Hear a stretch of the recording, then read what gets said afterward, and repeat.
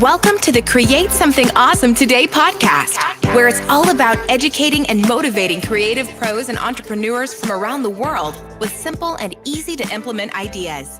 And of course, helping you create something awesome today. And now, welcome your host. He is the founder of Awesome Creator Academy, a YouTube educator, and the biggest Star Wars nerd you'll ever meet, Roberto Blake. Hey everyone, and welcome to the Create Something Awesome Today podcast. This is your host, Roberto Blake, helping you create something awesome today. So in this particular podcast episode, we are doing what I'm calling an emergency podcast because I'm declaring a creator state of emergency. So if you're watching the replay of this, please make sure you're sharing this in all of the places across social media, Twitter, Reddit, Facebook communities, Discord servers, wherever you can, wherever creators hang out. And if you're listening to the audio, same thing goes for you if you're checking out the replay or the live stream right now. So we are pretty much in a recession. I'm not an economist.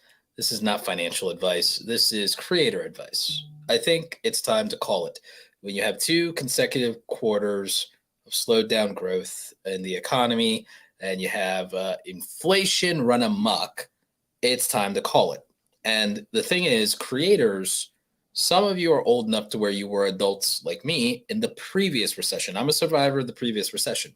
The difference is, while some of these social media platforms exist, they weren't monetized back then, and almost no one was making a full-time living as an online content creator during the previous recession. Everyone was doing it as a side hustle gig and was most likely working a 9-to-5 job or running a business outside of their whole deal as a creator, okay?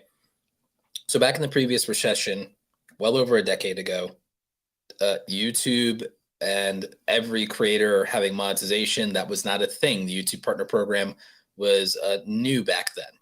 You were not monetizing on these other platforms. There was not, oh, I'm a full-time Twitch streamer. None of that stuff existed back then, okay? So there used to be no such thing. There was no such animal in the previous recession as being a full-time content creator. It was not something that was available to people. And I'm not even saying, oh, to the majority of people. I mean, just period. So this is all new. And what you need to know about recessions, and I'm someone who worked at a company, I'm somebody who's worked in advertising, someone who's worked in marketing. What you all need to know about recession is that when a recession happens, advertising budgets start to dry up and get a little bit thin. Part of the reason for that is that consumers are not buying. So when people aren't buying, and we've already had the pandemic, we've had the supply chain issues, we've had people not having enough cash on hand, now we have rampant inflation, and now we also have the overall slowing down of the economy, hiring freezes in multiple sectors on top of layoffs, and we haven't even hit rock bottom yet, and they're not even wanting to declare the recession a reality just yet. But I think we all see the writing on the wall here. It's something where, okay, we haven't hit rock bottom yet. And whereas creators are concerned, where advertising is concerned, many of you as creators have already been reporting to me on Twitter. You follow me on Twitter at Roberto Blake. Many of you have been reporting to me on Twitter that you've been seeing 30, 40, and even 50% declines in YouTube ad revenue. Those of you who've been around YouTube before, you might be familiar with a phrase called the adpocalypse, the YouTube adpocalypse. This was when advertisers in multiple different iterations boycotted YouTube and pulled advertising dollars from YouTube in wanting to leverage that for concessions, for safer ad guidelines, and so on and so forth. So that's an issue. This is not the same thing because now advertisers are pulling dollars out, not because they're boycotting YouTube for unsafe ads or creators behaving poorly. They're pulling out due to market considerations and dried up budgets and the problems in moving their products and just different problems across the board economically.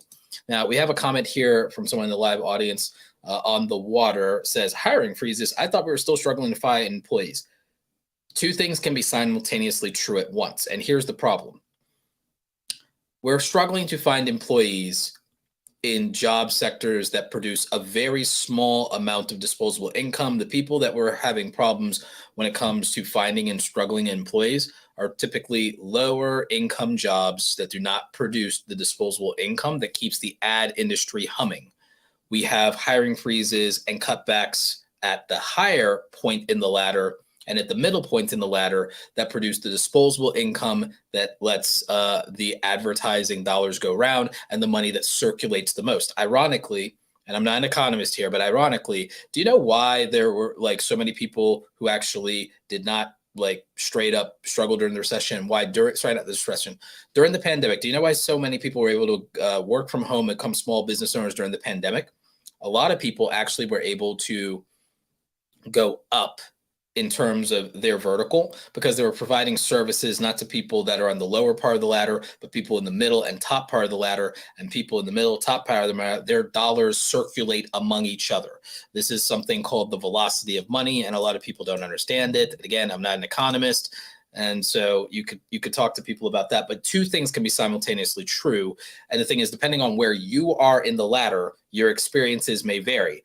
And this also even leads with something my friend Trent's Tech is pulling up. He says his ad revenue has remained the same. Now, for some small creators, smaller channels, your ad revenue might remain the same right now. And your advertising dollars, if you're in sectors like tech, here's the good news for people in tech. The economy will not, generally speaking, affect the ad budgets and tech and spend in sectors and market verticals like tech and consumer electronics, because the people who buy high-end and general consumer electronics will continue to buy high-end and consumer electronics, and they're people whose incomes usually generally stay stable. We saw that during the pandemic, and we will see that in the recession too, at least for the time being. And so just keep in mind that if you were a different type of creator, let's say you're an entertainer. If you're an entertainer, you're relying on direct-to-consumer brands and different staples and ads being run in those sectors. And that's where the money will dry up first and the most aggressively, is the things that cater to average consumers that spend small dollar amounts on things. So again, that's what's going to be happening. And that's what is happening, by the way, to some content creators. There are some content creators where that's already happening. The other thing that's going to happen is brand deals are going to consolidate to creators who are proven. So people who keep their nose clean, people who avoid drama and controversy, brand deals consolidate down to that. And brand deals consolidate, at least the better paying brand deals consolidate toward established creators. And also even among established creators, it'll consolidate down to the people who deliver the most and who are the easiest to work with. So just kind of keep that sort of thing in mind, is that the people who are easiest to work with will keep getting work. They will continue to have relationships with these brands. But people are telling me brand deals and budgets and things are being suspended and that there are issues there. Now, there is an opportunity with brand deals from newer companies, startups, and so on and so forth. But the problem is, while they have money and they have budgets and they have VC funding, they also don't have established reputations. And so then there's a risk in dealing with the audience and whether or not they want to go in on something new when their money might be, needing to be protected a little bit more. Like people are going to, in this economy, people are going to be much more specific about who they spend their money with. So they're going to spend money with who they know, who they like, and who they trust, and creators they find to be authentic and trustworthy. And those are the people who are going to keep getting their money and getting their support. So in terms of taking risk right now, this is not a great time for taking risk. If you're someone who's mid-tier to established, if you're a small content creator, you have nothing to lose. Small content creators have very little to lose in this market. And what they should be doing is they should be doing everything they can to get attention, gain an audience, get momentum. And the dollars that they get will be meaningful to them because they weren't getting dollars before. So small content creators, people new to the market, they get to come in and they get to go for broke. People who have something to lose or something they're trying to hold on to or something they're trying to grow further are going to want to be a little bit more careful, more conservative, and focus in on established relationships, things that are tried and true. And they're also going to want to confirm commitments that are in place. So what this looks like is, if you're an established or a mid-tier content creator, you probably want to look at getting contract recurring brand deals more than one-time brand deals. Brand deals that are one time, you're probably going to get lowballed a little bit in this market. They're going to try to feed off of insecurity. And the thing is, you might need to take some of those deals because right now, money in hand, cash is king. Having that for a rainy day, you might need to. But if you can have long-term deals, sign 6-month contracts, 12-month contracts, and lock in rates, then that's probably in your best interest. If you can, avoid controversy and controversial subjects and everything. Stay clean, keep it moving. Just play it safe. Playing it safe is probably one of the best things you can do right now. The other thing is, if you're seeing dips in ad revenue, consider putting out more content. Do things that help you secure more channel memberships. Focus on channel memberships and putting out exclusives and getting people to double down on loyalty and commit to you and give you the $5 a month, the $10 a month. Get 1,000 true fans, get that solid baseline of income going. That way, every single month, you know exactly that you're making a baseline of this minimum amount of income in terms of having either YouTube channel members or Twitch member subscriptions. What that looks like. People sign up to your Patreon. Focus a lot on memberships to ride out the recession, and so that people who have disposable income who support creators consolidate some of that into supporting you. Set a goal for having 1,000 true fans. That way you have a baseline of being able to pay your bills and knowing that that's guaranteed income of some kind. And so I would definitely say go there. That's definitely one hedge and one way to diversify. The other is go back to your brands that you work with now and get solid contracts of 6 to 12 months. Even if it's something where you take a little bit less money up front, but it's recurring money, it's guaranteed income. You're basically setting yourself up with a salary with the brand. I would do that right now. I think it's a big deal. So speaking of channel support, we've got a super chat that's coming from Carrot Juice Podcast, and that's Carrot with a K. And he says, this topic is very relevant and something that I've been thinking about personally. I look forward to hearing your sage advice, sir. Positive vibes. And remember, be like water, my friend. I appreciate you. Yeah, you got to be adaptable. You got to be like water. You have to be willing to take the form that allows you to fit the moment. And I'd say this is very important. Technically, T brings up a point. He says, also brands that you've worked with and that you're an affiliate program with, if they are fighting back on the cost of the deal, leverage high commission rates on the affiliate side. Absolutely. Show yourself to be a high performer. Show yourself to be someone who can deliver. Show yourself to be someone who can produce. And that makes a big difference. And then the thing is, you will become a priority, for the brand, and I think that this is like really important. This brings up affiliate programs.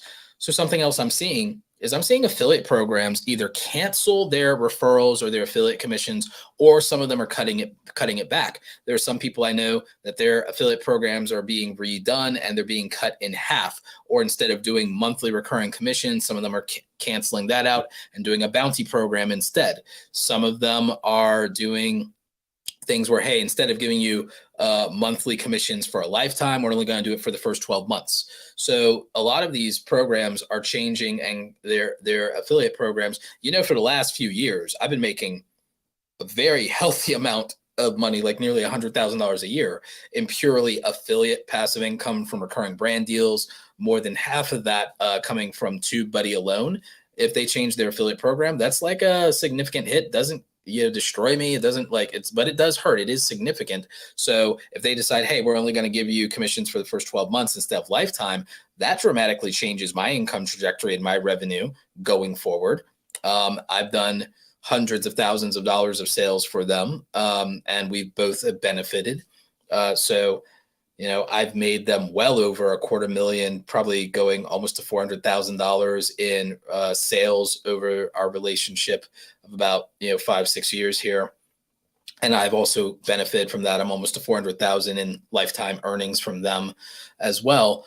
But if that changes, then that's like not a fun time. It's really not. But I have a plan for that, because the supplemental to that income is pursuing more long-term brand deals and building up channel memberships, and then also introducing more products on my own. And that's another thing that we have to definitely talk about is what else can you do? How can you diversify? How can you hedge in this marketplace? And what can you do that also respects the audience? So we got another $20 super chat here from Chunk and Dad Quality Time. Appreciate y'all.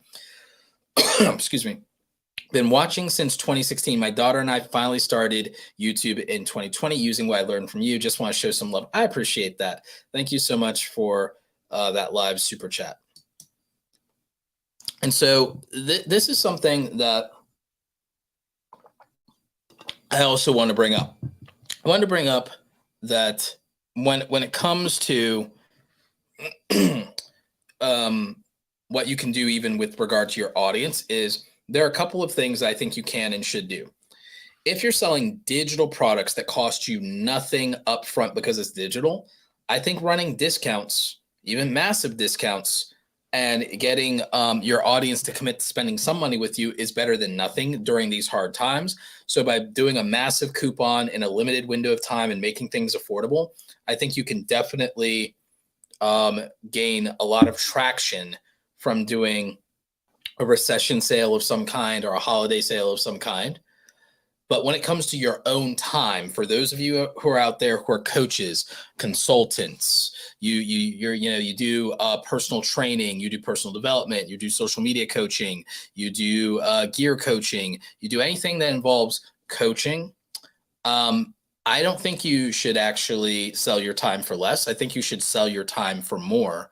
And I think there's nothing wrong with increasing your rates if you're a coach by 10, 15, or even up to 20% right now as a hedge against, the inflation, and also to just extract more value from that in terms of your time, because it's time you're taking away from marketing, making content, doing any stuff. So you can discount a product. If it's a digital product that costs you nothing, you can discount that. Even if it's merchandise and you don't pay up front for the merchandise, if you're using Spreadshop, who is one of our sponsors. Shout out to our sponsors, Spreadshop, TubeBuddy, StreamYard, and Epidemic Sound, supporting my content across channels and platforms, sponsoring me. Appreciate all of you. But if you have something like Spreadshop where I do my merch, let's say you're doing creator merch. If you're doing creator merch and you're doing Spreadshop, it costs you $0 up front, and it costs you $0 a month to be on Spreadshop. So guess what you do?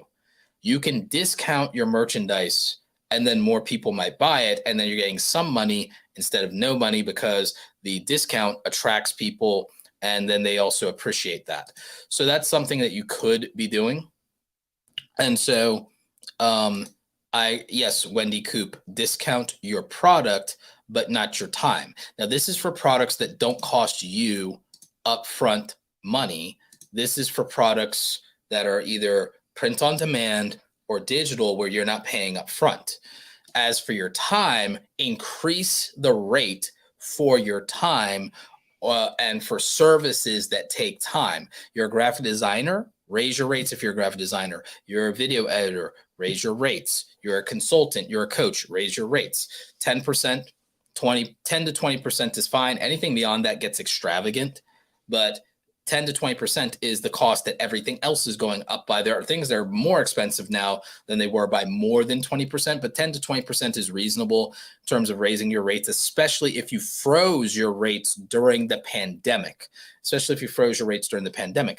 If you have the juice and the numbers when it comes to brand deals, I'm fine with you raising your rates for brand deals by as much as 30%, 10 to 30% on brand deals if you're also doing better numbers than you were. If you're doing better numbers than you were, you could do that. Now, if you're not doing better numbers, or if you're like, you know what, I just would rather have more security, go into a long-term contract, discount your rate, but get a long protracted commitment over a period of time when it comes to your brand deals. In my opinion, this is just what I would do, and what I'm looking at and what I'm doing is, so that becomes, I think, very valuable. I think it becomes very valuable to do that. So when it comes to your audience, you can lower the price of individual products and make that accessible. When it comes to working with other businesses, or when it comes to working with brands, you can increase your rates a little bit and justify that, or you could lower them by doing a longer bulk discount of, hey, longer term contract. So that ends up being more money over a longer period of time, but it's less money in terms of upfront money. It feels like less, but you got a larger commitment. So it's a larger dollar amount and it's a protracted relationship. And what I mean by that, to make it simple for people, I'll tell you how it is. If you normally get $3,000 on a brand deal, get them to commit to doing a deal with you where you go into a 6-month contract. And if you do a 6-month contract, maybe instead of $3,000 for a video, maybe it's $2,500 per video, but now you're doing 6 of them. Or maybe it's $2,000 per video and now you're doing 6 of them. Yes, you were doing 3,000, but you couldn't necessarily get them to do 6 videos at 3,000. But if you get them to do 6 videos at 2,000, you're still getting money. You're like, damn, that's a big, deep discount, but it's 6 videos now. So now it's $12,000 instead of $3,000. Even if you got them to agree to do 2 videos with you and they took 3,000, you'd be getting $6,000. But instead, if you do the 6 videos with them, it's $12,000. It's just more money that you're going to make that year. So it can feel bad or feel like you're selling yourself short, but you're really not. You're just, altering the deal, so to speak. And you're creating a situation where in the long term, I feel you'll have more reliable money. And so for many of you, that could ultimately just put you in a more secure and stable situation, since you don't know what's coming down the road over the next 6, 12, or 18 months. And so that's just a thought. Let's grab a couple of these other super chats. Side Hustler Society, thank you for the $2 super chat. Would you say this is why ad revenue is lower now? In some niches, ad revenue is lower now. And this is, again, like I said, this is typical in a recession. It's just that we haven't had the creator economy during a recession. In a recession, ad rates and marketing budgets are the first thing in many cases to get cut, along with personnel. So sometimes you will see lower ad rates. Now, people say, well, my CPM doesn't change. Here's what might change, though. The number of monetized views. The number of monetized views could still change even if your CPM doesn't. So don't rely completely on CPM and RPMs as a metric of whether you're being impacted. Monetized views matters, and you can see monetized views in the advanced mode of YouTube analytics. And so this is another thing that's important, and this is something people don't understand. Advanced YouTube analytics actually do matter, and a lot of people do not consider this. So that's one aspect of the ad revenue thing. Here's my hedge when it comes to things like ad revenue, though. If you did this, and this is something on my main YouTube channel, the main YouTube channel I have that has 500,000 subscribers, what I'm looking at is a couple of things. One, I'm going to get back to just posting multiple videos a week. And for me, and this is just me, controversial thing to say, for me, pandemic's over, back to work. Pandemic's over, back to hustle mode, out of my feelings and back to work. And I know people don't like that. They think, toxic hustle culture, toxic productivity. It's like, you know what? The pandemic destroyed everyone's productivity, everyone's perspective, and everyone's motivation. And it's not like most people came out better for it by indulging whatever they were feeling in terms of their mental and emotional state. A lot of people are actually worse off. And now they're about to enter a recession that really will not spare anybody's feelings or anybody's circumstances. And the economic reality will not care. The economic reality will not wait for your mental health to improve. Therefore, my harsh advice is that if you can get over it, you need to, because the world will not wait. The world will not wait, and we will not get another year off. That is harsh. I understand. And I understand it will offend some people, and some people are not for it. I'm going to tell you the truth. I'm not going to lie to you. I feel like this is what's going to happen. And I feel like anyone coddling you is not your friend right now. The last recession was brutal. It was economic carnage. I think that this will be worse, if I'm being fairly honest. I think this will be worse, so I'm preparing you to do better. And I'm telling you that your feelings, your wallet will not be spared, your bank account will not be spared, so why will your feelings? So I'm just done with it. So what's my plan? My plan is posting 2 to 3 videos a week, very consistently. I will do everything in my power to not miss a week going forward on my main channel, And even with this podcast, I'm going to try to also do this podcast live stream once a week. Both these are monetized. I'm going to double down on revenue generating opportunities. I do very well. I have passive income. I have brand deals. But guess what? I'm not going to take those things for granted. If I'm in a position as someone who earns 6 figures, who's not going to take for granted that they have contracts in place, not going to take for granted they have multiple affiliate programs, not going to take for granted that I have my own membership website. If I'm not going to take anything for granted, why would any of you? If I'm going to be paranoid and buckle down and be disciplined, that should be a sign, that should be setting off alarm bells that I refuse to be comfortable. And that's because of some toxic hustle culture. It's because I realize that anybody can lose everything at the drop of a dime, and it will not be me, because I will prepare myself in such a way to where it's unlikely to be me, because I will make it so that there are so many things that have to go wrong before that could possibly happen. And I would just take that as your warning bells and your wake-up call that if I'm not comfortable, don't be comfortable. If I'm not comfortable, don't be comfortable. If I'm anxious, that's a sign. That's a sign. So what I'm doing is it's back to consistency. And I'm not going to care how videos perform. I'm going to use the inventory. I'm going to use it being evergreen, and I'm going to put it out there. And what else am I going to do with that? I'm going to be showing the sponsors that I'm consistent, because what am I going to do? I'm looking and reviewing every single one of my sponsor contracts. I'm looking at how many deliverables I owe my sponsors in the year. And this year, for every existing contract I have, I'm going to over deliver. And this is just my plan. This is my plan. I am going to over deliver on all of my contract obligations with my sponsors and brands by 10 to 20%. Whatever I owe them, I will give them 10 to 20% more. Meaning that if I owe a brand 10 videos this year, they will get 12 videos this year. And I will let them know that they got 12 videos this year.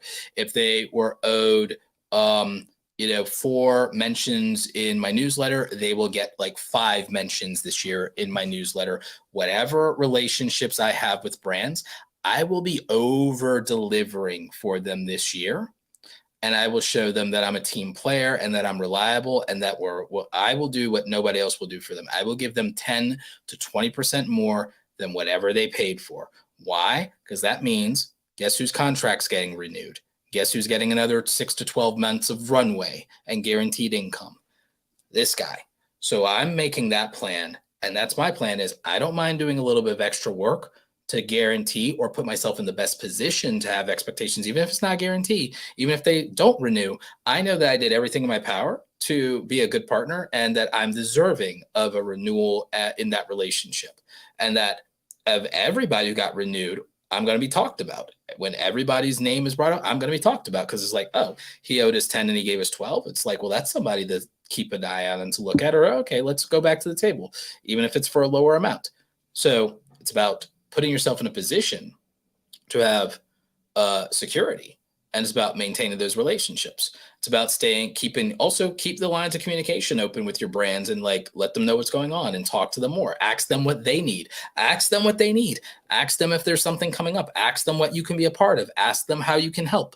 That's something I look at. And so I think that's important. When it comes to, okay, well, what about my audience? What about if my, what about selling things? You can sell things. There are high rollers in almost every niche and every audience.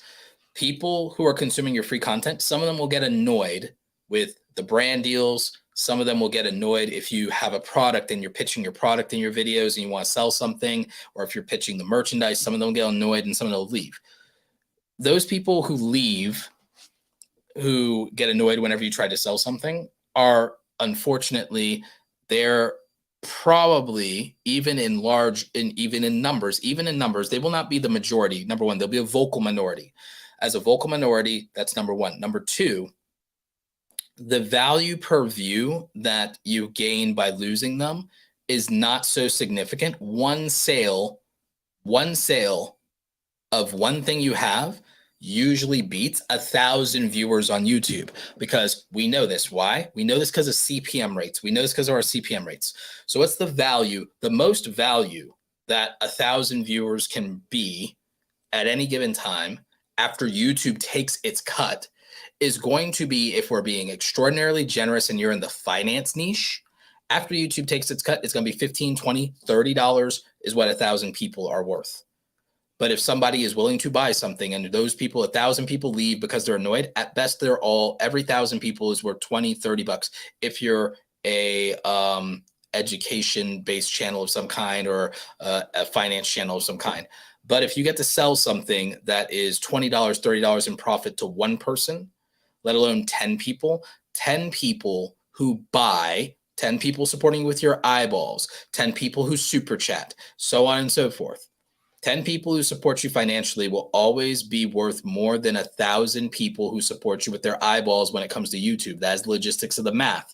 So do not be afraid to sell merch. Do not be afraid to sell digital products. Do not be afraid to sell your services in your videos during this recession, because there are people in your audience who can afford to buy and will buy if they know that the opportunity exists and if it's right for them and it's at the right price. And 1 to 10 of those can easily, by many times over, be worth more than losing 1,000 people who are annoyed, even if it was 1,000 people. But it's unlikely that it will be 1,000 people that are annoyed. It will almost always be a vocal minority of people. It won't be like 1,000 people. If it was 1,000 people, you'd have to be getting like 1 million views a video. So just kind of keep that thing in mind. David Harnell with a $10 super chat. I just feel that YouTube can never be the one basket you put your economic eggs into. That's why I'm trying to finish my bachelor's, move to Europe, teach English, and learn how to code. All of those are great ideas, David. YouTube lets you diversify in a lot of ways. My whole basket isn't YouTube. I consult for brands. I could easily go and switch from the influencer cap of, hey, I'm repping them in videos, to, hey, I'm consulting them on their products on the back end. I get a stipend as being on the advisory board for several companies. It's not that much, but it's like literally more than my advisory board stipends between a couple of companies adds up to what my like $30,000 a year I probably used to. Now it adds up probably to about the $30,000 a year I used to make at my old job, like back in the day, like 10 years ago. 10 years ago, I was making like 30 something thousand. Then I'd side hustle on top of that. So at the end of the day, when it comes down to it, between ad revenue, yeah, I do better than my old job when it comes to ad revenue alone. And then I'd make it off of, yes, the advisory stuff, but then even my coaching, even my own membership and coaching and one-on-one calls, I make 6 figures on that business. And so if I make 100,000 on my coaching business, regardless of how YouTube's performing, it's a matter of using it as a marketing facilitator for that, if nothing else. And that's not only YouTube. I have 12,000 followers in LinkedIn. LinkedIn's a professional place, so I could leverage that more, probably do more money, more numbers in LinkedIn with that following there, 60,000 plus in Twitter, 23,000 in Instagram. So I've hedged to where I have more than 10,000 in almost every platform except for TikTok and except for the podcast itself. I have an email list of over 10,000 people. So I've diversified and I have enough of a hedge to maintain a 6-figure income. The biggest hit would be losing money that I reinvest into the business. But in terms of money to live off of, could probably handle a lot of that. But yeah, YouTube, I use YouTube as leverage. I use it as an asset. I use it as an asset to generate other streams of income outside of YouTube. That's why I go with software as a service, recurring affiliate marketing, because if something happened to YouTube, that money's already, I made those sales already. They're already recurring commissions. They're already guaranteed. It's the one-time commissions that I would lose the hit on, which would suck, but the recurring commissions are a good portion of it. Then the big thing I would lose is recurring brand deals, but I would try to flip that into consulting for the brands on the back end. So I'd go to being a back end consultant instead of a front end influencer. And my reputation has been built in such a way to where I have built a reputation for that. Now, if you're an entertainment YouTuber, that's probably not as much of an option for you. But I'm just making the point that when you use YouTube and the skills of being a content creator as leverage, when you do things like you have a podcast, the good news about the podcast is it's also distributed via audio. So I still have a voice, I still have a presence, I still have distribution method. So there's a lot of things I can do. And then we multi-stream, because thank you to StreamYard for being a sponsor. Thank you very much to StreamYard, because with StreamYard, I can simulcast to Facebook. I have 10,000 followers in Facebook. 12,000 in LinkedIn. We do LinkedIn Live. 63,000 in Twitter. So I have Twitter Live capabilities. My private Facebook group membership for group coaching. So there's so with StreamYard, I can multi-stream. So I still have multiple platforms. The audio distribution through the podcast, putting in Apple, Spotify, Amazon Podcast, Google Podcast, all the things, all the places. So that's, a realistic thing. Being an advisor for TubeBuddy, that's a thing. So there's all of these different variations of being able to leverage a reputation if you build that, and not just a platform, but it's also about how you position yourself. So, and the thing is, this diversity of income streams is the leverage that content creator has, because they can scale their income.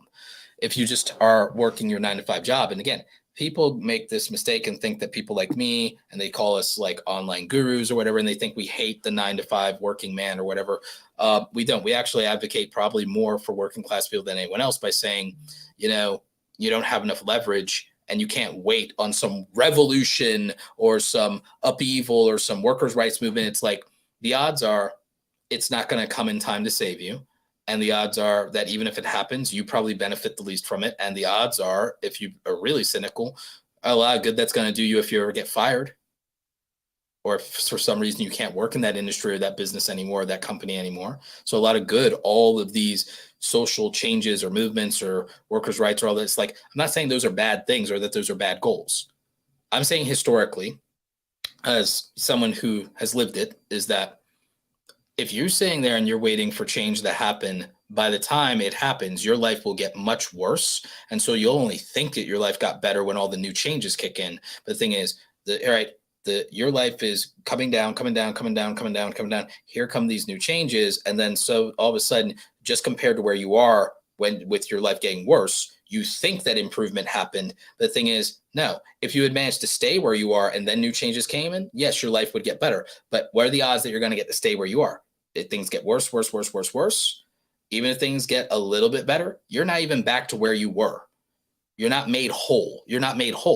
And this is the delusion. The delusion is the idea that somehow, some way, you're going to be able to maintain and keep everything you have, and then all these wonderful changes will come in, and then your life will improve.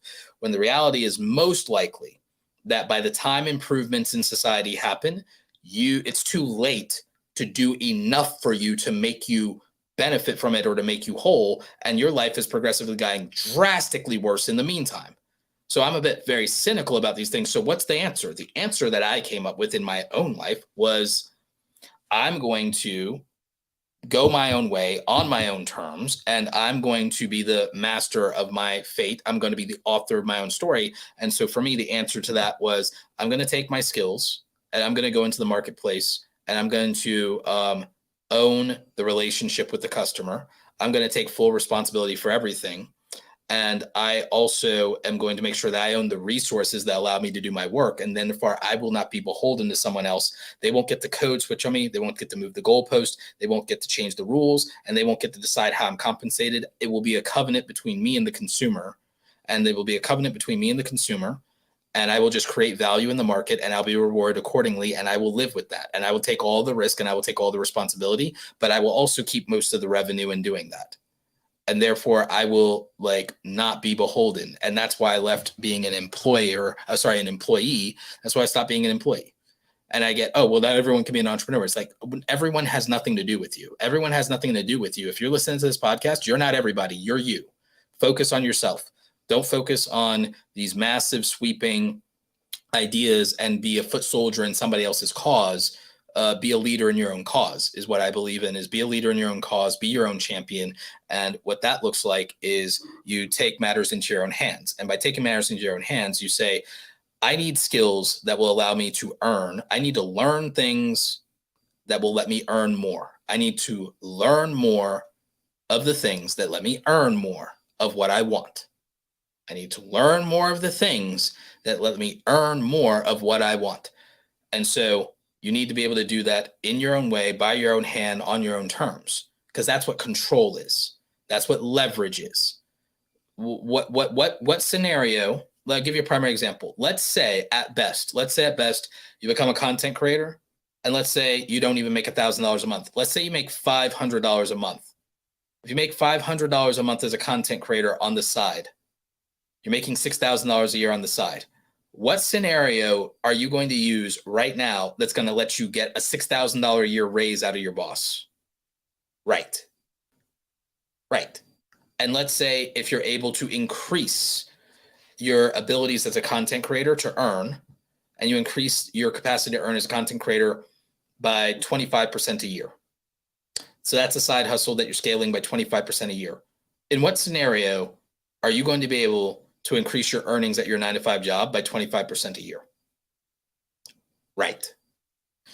So this is the reality. So yes, it's a scary time to be a content creator, but it's a scary time to be anybody. It's a scary time to be anyone. If your boss fires you, your income disappears. If you are in a content creator, if you're in the creator economy and you diversify your income streams, diversify your platforms, a lot has to go wrong before you're down to nothing with no options. If you're a content creator, you have an audience. If you're a content creator, you have a network. If you're a content creator, you have options of multiple streams of income. If you're an employee, you don't own the relationship with the customers. If you're fired, you're not going to maintain the relationship with your coworkers, and you're going to be persona non grata. That's assuming you're not blackballed in your industry if you have a career, let alone a job. So just think about those things. You have the least amount of agency.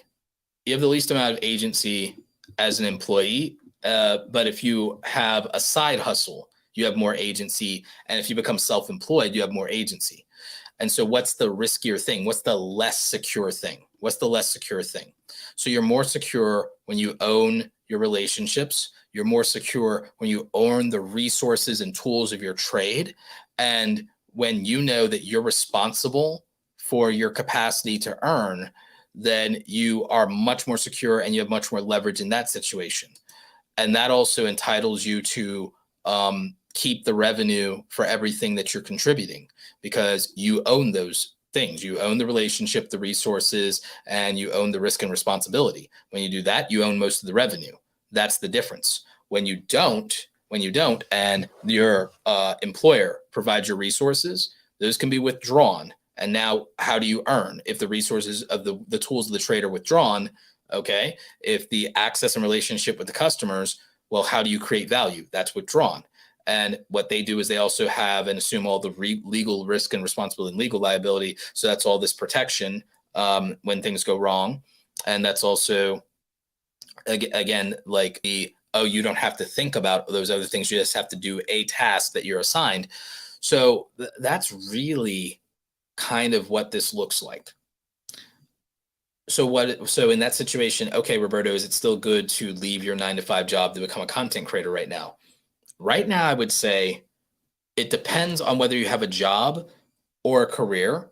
And I would say it depends on whether you are working as somebody who's specialized or someone who's non-specialized.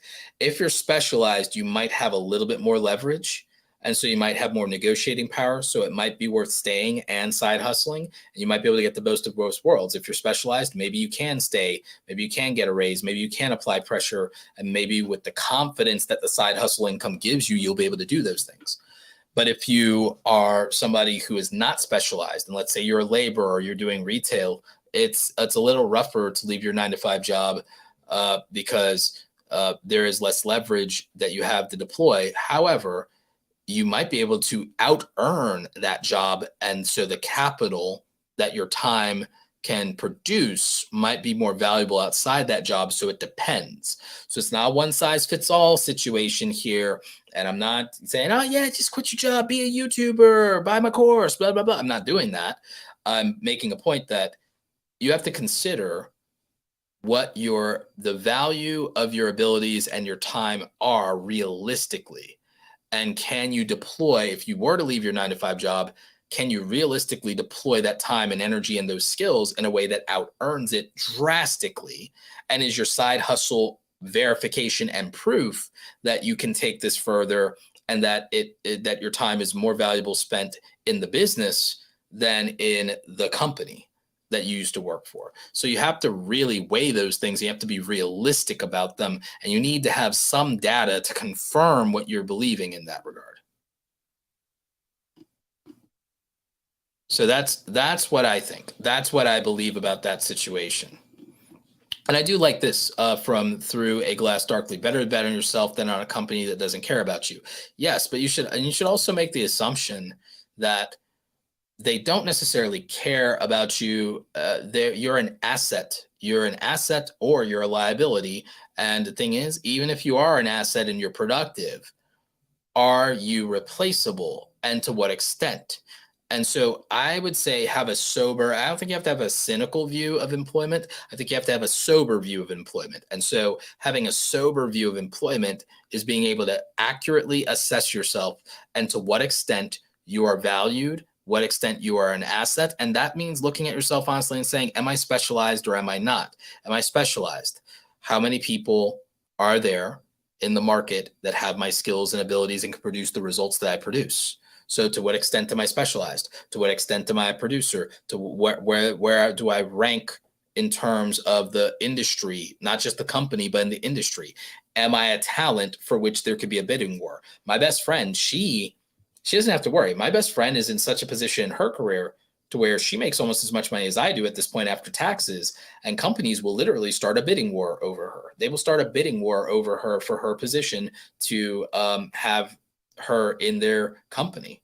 That's a really good position to be in, but most people, that's not going to be their situation because she doesn't have a job. She has a career and she's worked and built a reputation in her industry, and she is a leader. And those are very, very, very different things. And most people cannot say that about what their work situation is. So when you have a realistic and sober view of your finances and your work situation, it makes a difference. The other thing you need to be doing as a creator is, if you are a creator, right now is not the time to be buying a bunch of gear in unless you have it like that. Unless you have it like that, you got cash reserves, you're in expansion mode, you're about to go crush it and make the best content ever, and you've got sponsors lined up and you got money in the bank, then yeah, you can go buy gear. You can buy, like right now is the time to just put out more content and to spend as little money to make your content as possible, unless you feel really secure. You got very little debt. Maybe all you got is the mortgage, or maybe the mortgage is paid off. I would say, like, right now, extreme frugality is sexy as hell right now. And I would definitely encourage it more.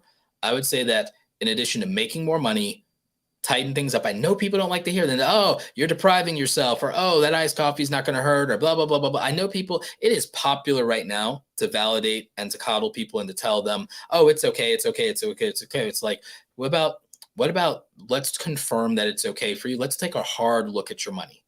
Instead of validating your feelings, let's go validate the data and let's go confirm what's true.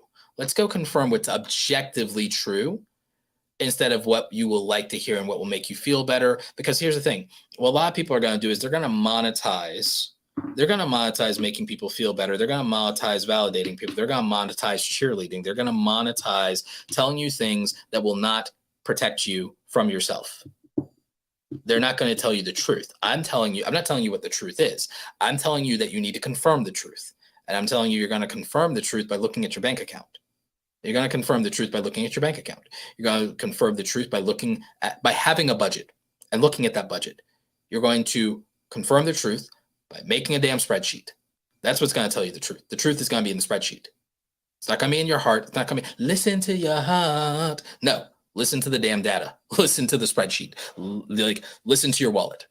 It's like, that will tell you the truth. That will tell you the truth. The truth will be in the numbers.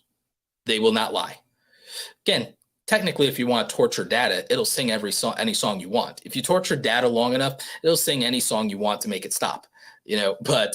But generally speaking, the numbers won't lie unless you decide you're going to torture them. So just go objectively, look at the numbers, have a sober mentality about it, and say, you know what? I'm just gonna. What are the numbers saying? What is the data telling me? And then make a data-driven decision that you can live with, and understand that you won't have to live with it forever. If the numbers or the data changes for any reason, or any of the variables change, you're allowed to change your decision and to change your mind and to recalibrate. That's the other thing people don't do.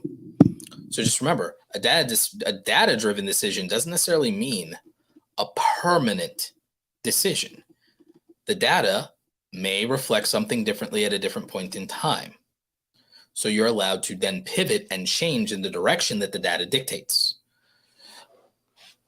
And so what I would tell you is that when you want to do this, I would say look at how much money you actually need to not impact your lifestyle right now, and then look at 20% more than that. And that's the number where I think you start to feel safe, is how much in the next 12 months will it take to maintain the circumstances and lifestyle that I currently have? And then, okay, what's 20% on top of that? And why is it what's 20% on top of that? Hedge against continued inflation, but also against emergencies and against inflation itself not all being equal. Not all being equal. When we talk about inflation and it being like, 8% or this or that, we're averaging out the numbers. We're averaging out the numbers. But food prices have gone up much more than 8%. You could look at the numbers and you can find 14, 15%. Gas is certainly going up more than 8%. This is an average. This is an aggregate where it's an aggregate. So what you, in my opinion, should do is realize that, well, you won't be affected equally by price changes and price inflation and price gouging in all categories. Some categories will affect you more than others. So your safety number is 20% above normal, in my opinion. And that's your lowball number. Your lowball safety number is 20% above normal. So what does that mean? That means that if you already were only earning what you need to earn to maintain where you are, you got to make 20% more than what you're making. If you were earning above that and then you were having some savings, congratulations and great, but you should probably shoot for 20% above that. If someone were going to try to leave their 9-to-5 job to be a full-time content creator, I would tell them right now, if they're doing it in a recession, that they need to be earning more than 50% more than what they were making on the job.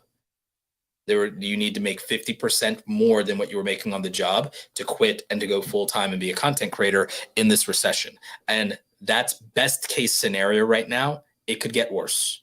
That's best case scenario. As hard as it is, your best bet, honestly, and my most sober advice would be, maybe you keep your day job for at least another 12 months to ride out the recession, see how bad things get.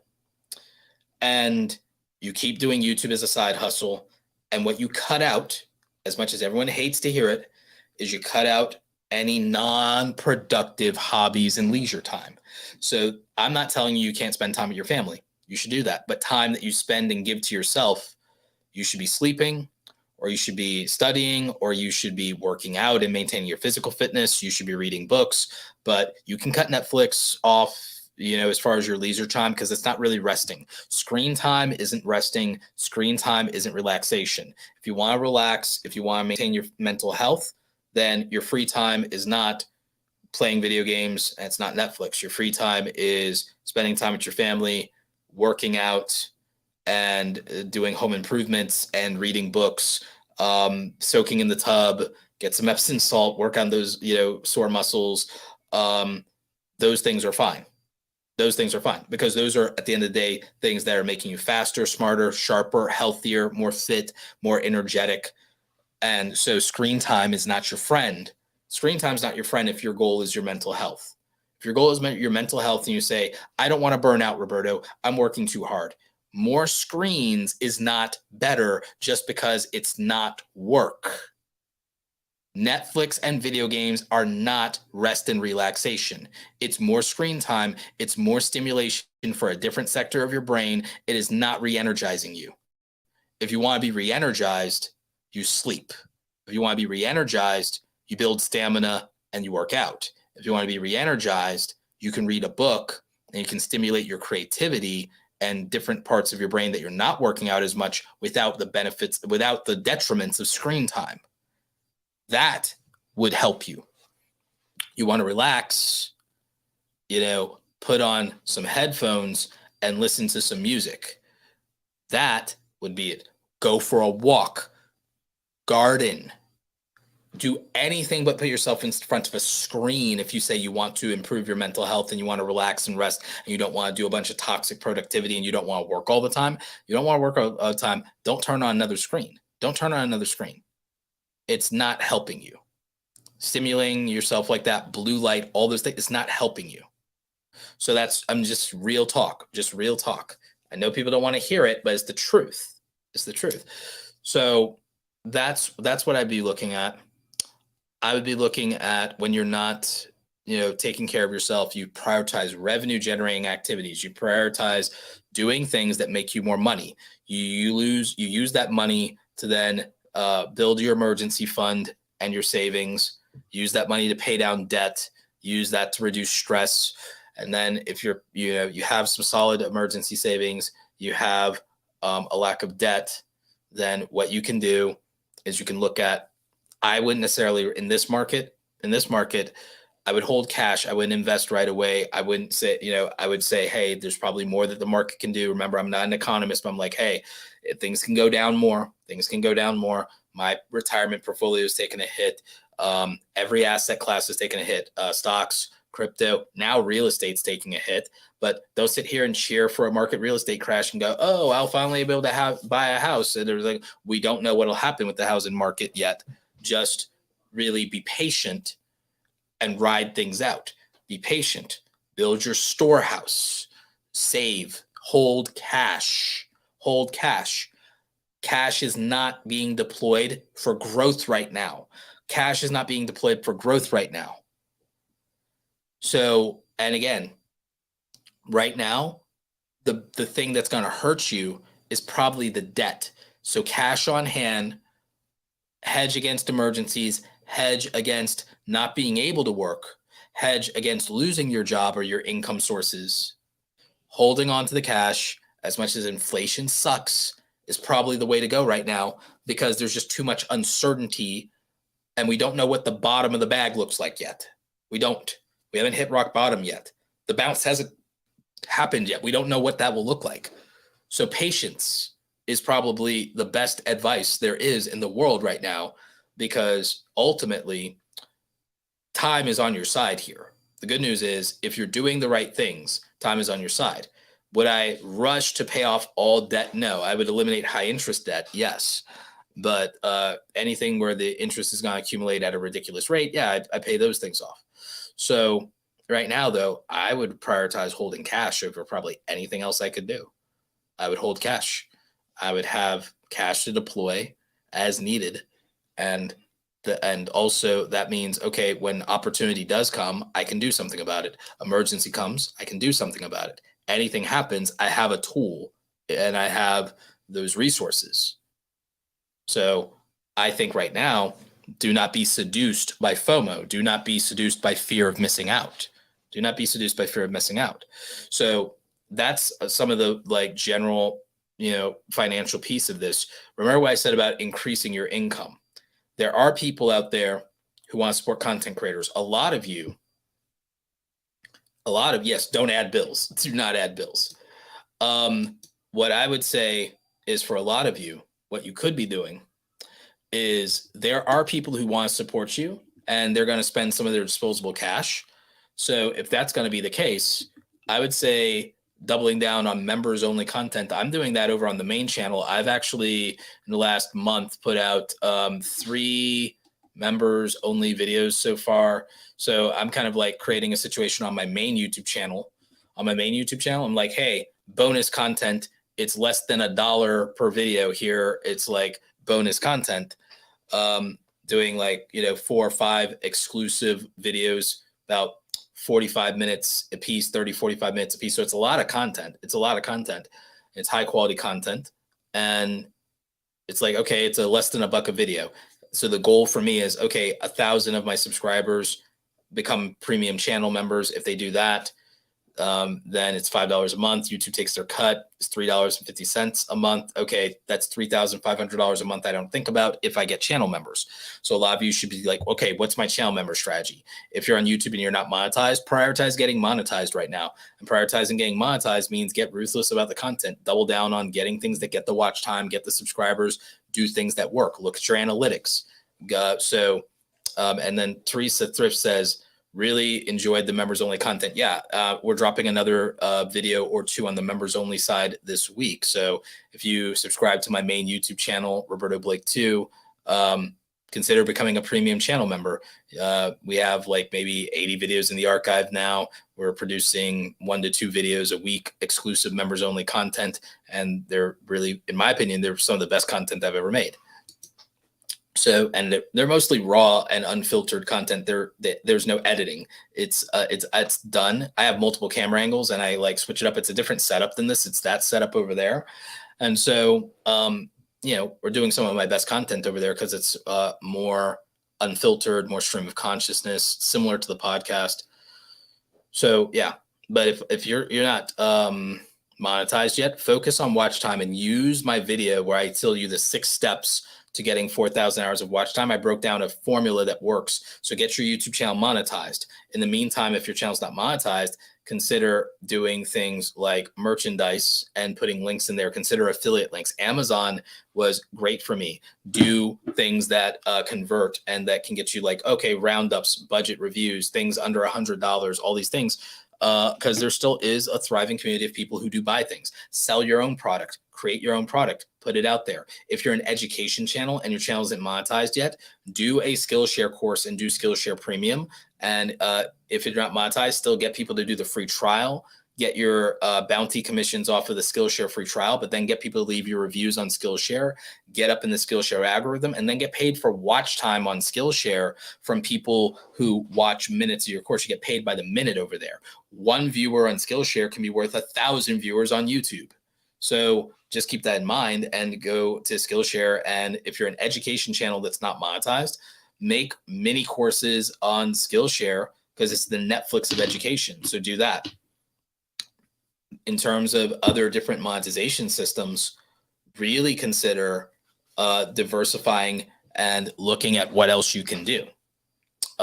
For me, I'm going to be doing more of the podcast. I'm going to be doing more live streaming. I'm going to be doing more regular channel upload videos. I've even broken into YouTube Shorts just to see what that can do for me and to run some experiments where if YouTube Shorts isn't great for me, we'll have data that says, okay, maybe for my style of content, it doesn't work. We'll at least have content to make out of the adventure of YouTube Shorts. I've been getting into Instagram Reels. My Instagram Reels have been doing better than my YouTube Shorts. And Reels might be monetized as well. So there's another opportunity there.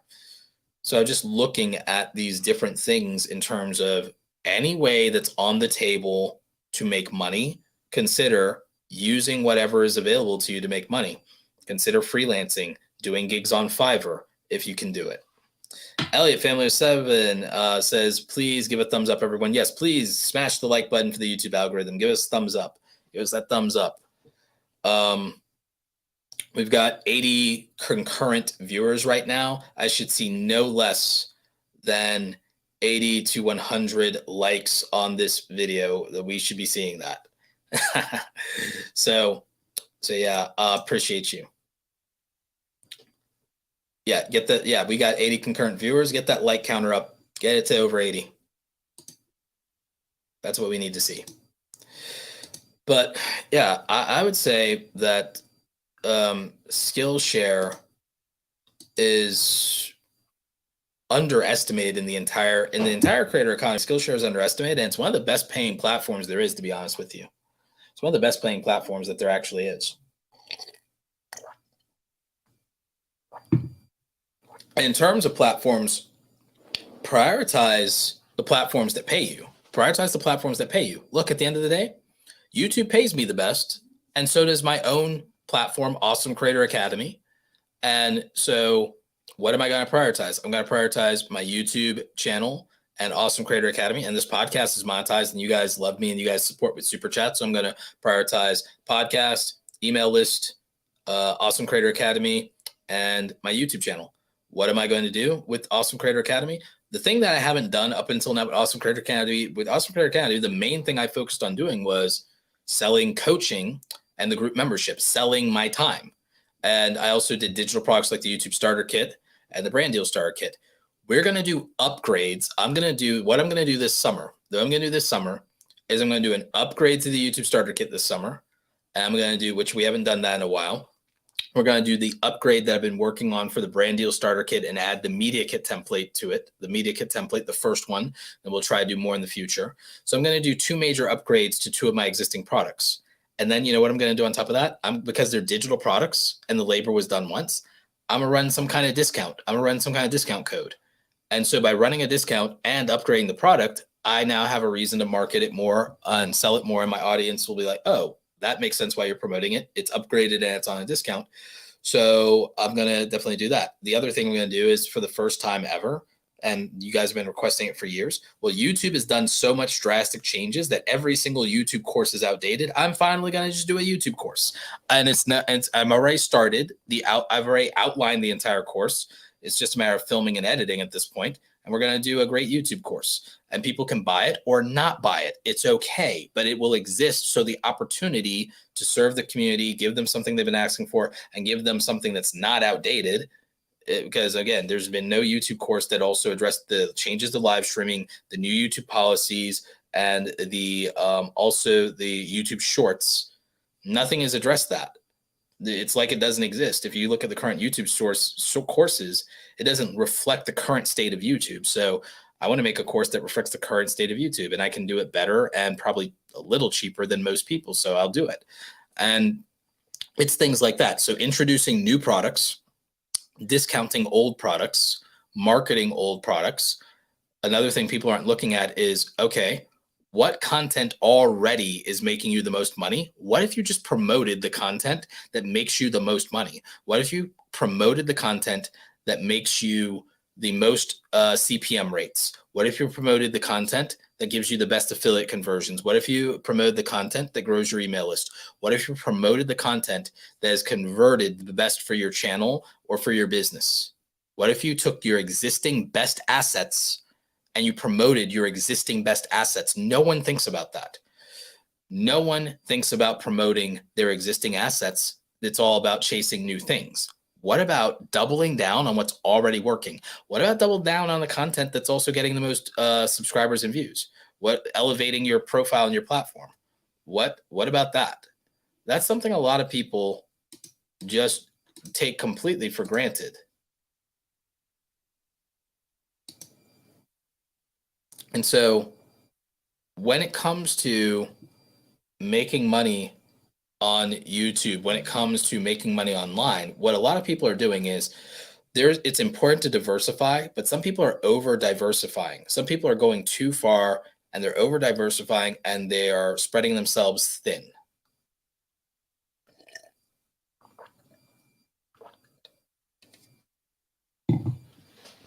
So what I would tell people is, if you are going to do this, you need to have priorities. And so what you prioritize and how you prioritize, like I said, if you look at the data and you say, okay, you know what's my goal here? Am I close to a subscriber milestone that I need to hit or want to hit that gives me a little bit more leverage, a little bit more juice? Okay, do I already have content that when people find this content, it turns a new viewer into a subscriber? Do that. Or, hey, I've got a video that's popping. Maybe I double down on this topic or this like subgenre or this style, and I just get more out of this style of content and the way that I'm doing it and this topic that people love. Yeah, go for it. And so that would make a lot of sense to do that. And it doesn't reinvent the wheel. So why not just do that? But like I said, a lot of people, their big problem is they're overthinking it. They're over diversifying. They're spreading themselves too thin. Diversify enough. So what could even diversifying enough look like? Something I like is figure out some kind of recurring stream of revenue, something that increases your monthly recurring revenue, right? So something maybe it's an affiliate thing, okay? Or maybe it's a channel membership, or maybe it's these long-term contracts in terms of your brand deals. Figure out solidifying some kind of monthly recurring income that's reliable. So that's either long-term brand deal contracts where you're getting paid every month from the brand, memberships that people are paying every month, or maybe it's affiliate commissions that are coming in every month that are recurring from like something. So recurring revenue. The next thing is, okay, can I have also a source of like truly passive income? Something where, okay, whether I grind or not, there's something out there that where money exists. So is that evergreen content? Am I going to make a series of evergreen content that's easy to watch all the time, anytime? For me, that's things like my 15 tips videos. My 15 tips videos, they do well, or tutorials. So evergreen content, that helps. If you're monetized, it helps.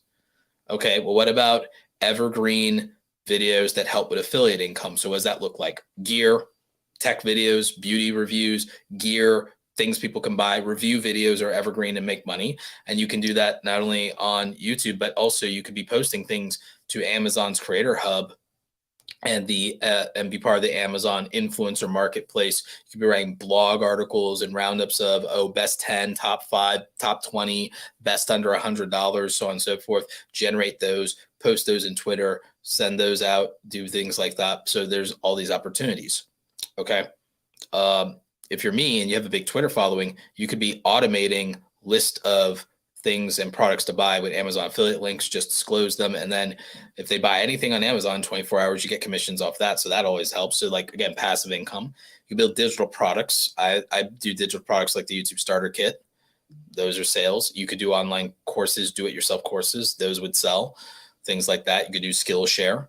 So these digital products, therefore, in passive income. So I would have, okay, guaranteed recurring monthly, recurring revenue, some kind of passive income source. And then what's the other diversified thing?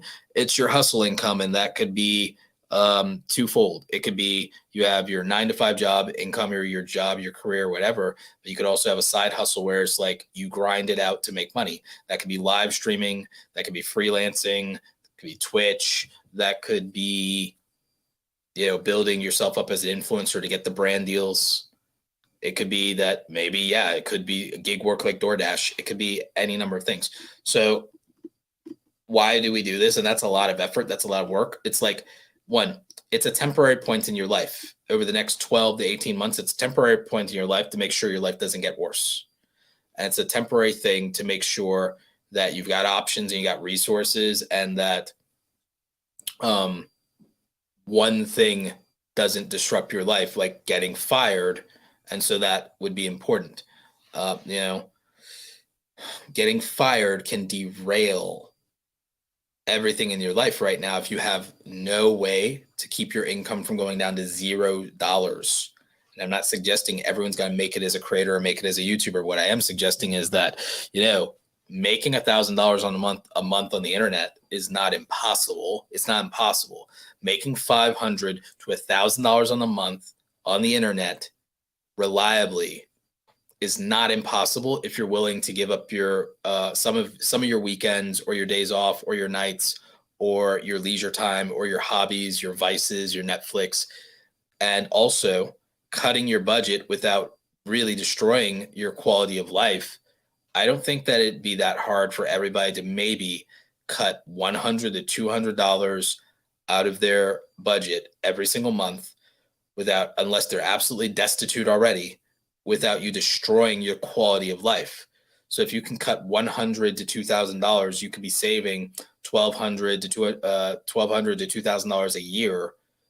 And that's a good emergency fund. And it doesn't have to ruin your quality of life. And it can actually make a difference later and give you more security and stability.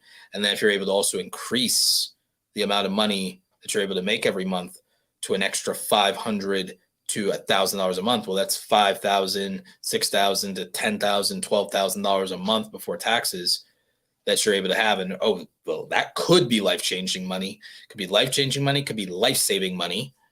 So all of a sudden, you have these options that weren't there, and all of a sudden you have this leverage that wasn't there. All of a sudden, if for whatever reason hours get cut, jobs get cut, positions get cut, industry goes under, like you have something, and it's realistic to do. It's realistic to do. And a lot of people take this for granted. I know that I'll tell you a harsh truth, and I'll say this from the position of, a lot of people like, look, I'm 38. I will tell you flat out, and I'll tell you a harsh truth. A lot of young men in their 20s, on average, spend $100 to $200 in a weekend on stuff they don't need to. $100 to $200 in a weekend on stuff they don't need to.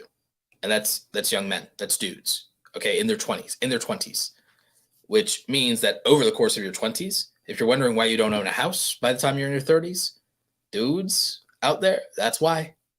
That's why. You know why. Spending $100 to $200 in a weekend, without realizing it a lot of times. Somehow, some way, it's like, how's that even possible, Roberto? It's like, you can go and you can spend $20 eating out or fast food without even thinking about it. You go on a date, yeah, it's $100. Like in this market, in this economy, you go on a date, it's going to be $60 to $100 right now. Like you go to the movies, that's going to be $40 if you go to the movies. It's going to be like, by the time if you do any concessions and you don't go to a matinee, it's going to be $40 just for two of you to the movies. Like there's a lot of things that where if you're a guy, you're going to spend money. You go to a bar, you're going to spend money. So all of a sudden in a weekend, if you do 3 to 4 activities in a weekend and you're a guy, it's $100 gone without you really thinking about it. You buy a pair of sneakers. Oh, that's it. You buy a video game. It's $60. You did like any number of little things add up. And that's like, hey, you just do a couple of Uber Eats. You just order a couple of Uber Eats. All of a sudden you don't realize you spent $50. So it does happen. It does happen. And there are people that are too broke to be in that statistic. This is a generalization. I'm talking about people who are not absolutely destitute. I'm talking about just, again, regular stuff. If you observe people existing in the world and they're in the mall and there's a bag in their hand, they spent $20. If someone's in the mall and they're holding a bag in their hand, they spent $20. If you are observing somebody at the movie theater, they spent $20 if they're by themselves. If you're observing somebody at the bar, they spent $20, $30. So just from an observation standpoint, just roll with me here. If you are observing people in these places, every time they're in these places, if that was the only thing they did that day, it's $20 to $30 if that's the only thing they did that day. It's most likely not the only thing they did that day. Just keep this in mind. So yes, obviously there are people who are like, oh, I'm too broke for that. But also start looking at your spending. Look at your spending. I use apps like Mint and Truebill. Look at your spending and just realize that you could be spending money without even realize it. Some of you have subscriptions and things you're paying for that you forgot about, and you're, losing money on that. Daquan Bowens, thank you for the $20 super chat. Money for Taco Bell. Thank you. In my case, it's actually probably going to be Panera bread. I am going to eat those salads because I'm getting my abs back come hell or high water. But yeah, so I would just say that when you can go an entire day without spending money, it's a good day, to be very real with you. When you can go an entire day and go, I am spending no money, that's a really good day. Go through bank accounts, go through statements, use things like Mint or Truebill and see like, okay, is there something I like?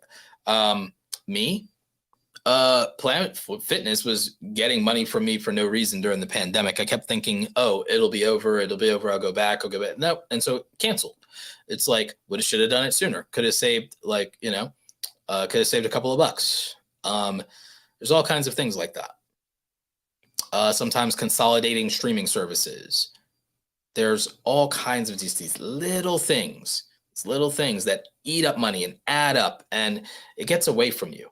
Even as a content creator, like there are things that add up and go away. Something also that could help you if you're a content creator is if you've been upgrading things, consider selling old gear that you're not using instead of just hanging on to it.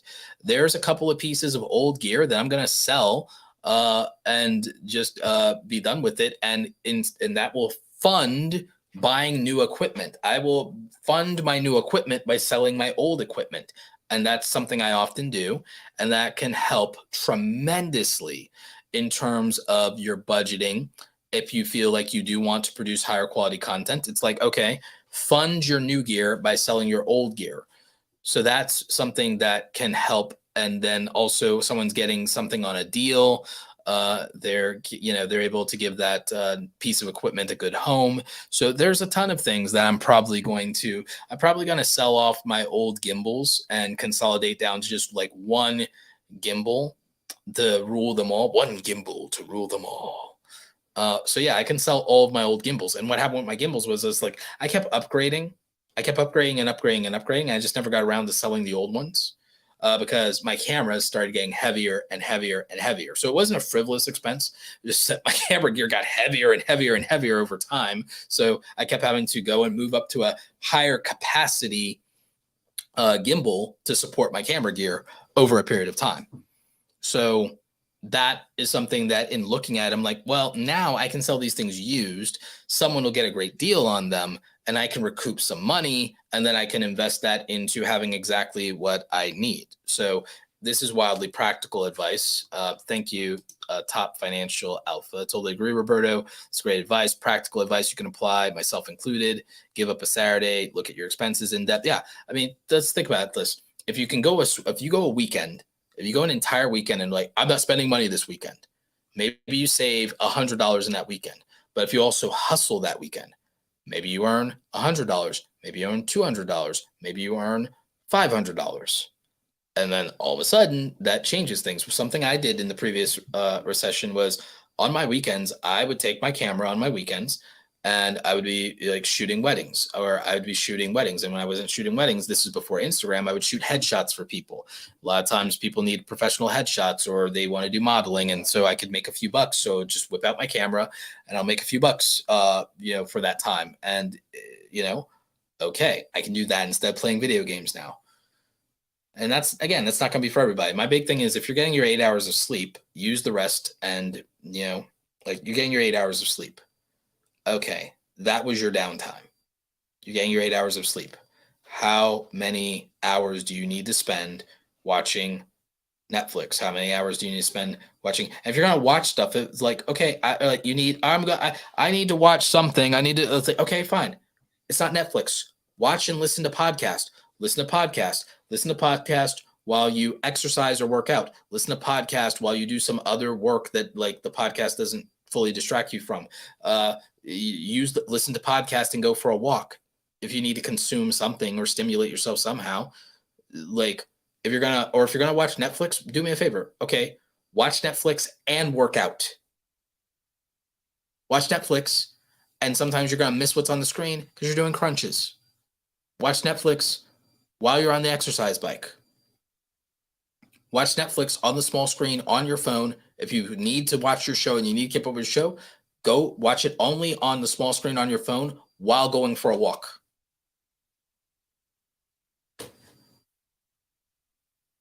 Like I think that many of you need to look at productivity and not look at it as something toxic or that's depriving you. Look at it as your ally.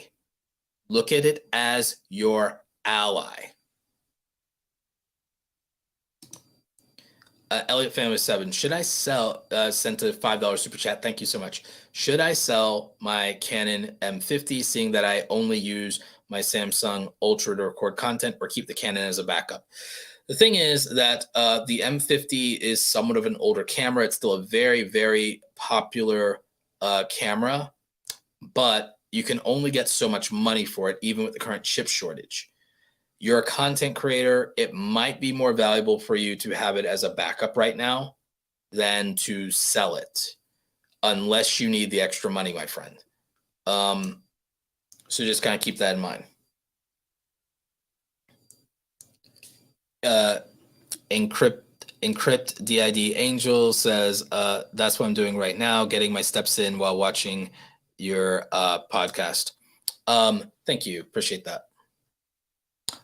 Sometimes it's creative work. I don't mind people doing productive outlets for creative work, journaling. Those things are sharpening the saw, sharpening your skills, photography, writing, design, journaling, crafting. Those things are outlets. A lot of times they won't cost you any money. They will make you sharper, more productive, more creative. There's not really a downside. There's not really a downside.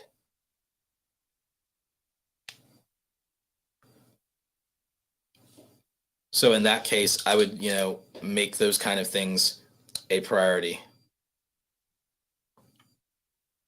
There are things, and again, I don't mind you treating yourself once in a while, but again, I would say make a budget that lets you treat yourself. You make a budget that lets you treat yourself, and you just be as practical as possible. Again, multiple income streams also offset this. Like you could look at it a different way. How am I going to fund the things that I want to do? So, what income stream, because this is something I do, what income stream funds the thing that I want or need to do? Primary example, my YouTube AdSense revenue funds me paying off my taxes. My YouTube ad revenue is funding, okay, that money is allocated to taxes. The money that's allocated to business cash flow, Awesome Creator Academy is where I use to fund, okay, this pays for business expenses and payroll. The business pays for the business. Okay, great. It's like, what else? Okay, brand deals. I use the brand deals to fund hardware and equipment purchases and any other things that are needed.